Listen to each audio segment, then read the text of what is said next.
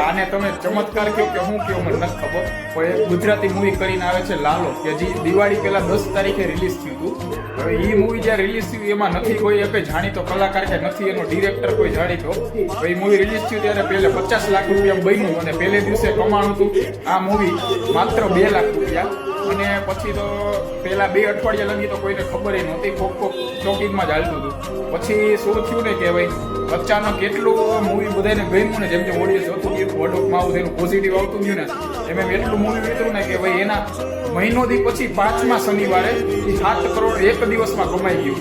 હવે આટલું કોઈ ગુજરાતી મૂવી એક દિવસમાં આટલું કમાણું નથી, એટલું આ મૂવીએ કમાણી કરી દીધું. આનો નથી કોઈ એક્ટર જાણીતો કે નથી કોઈ ડિરેક્ટર જાણીતો કે નથી કોઈ હિરોઈન જાણીતી, છતાં એવું કહેવાય ને કે ભાઈ કન્ટેન્ટમાં દેવું હોય ને અને ઉપરવાળાનો ચમત્કાર હોય ત્યારે જ આવી રીતના થઈ શકે. આ મૂવી હજી લગી તો જોયું તો મેં નથી, આવડા રવિવારે જાવું એ જોવાય પાકું.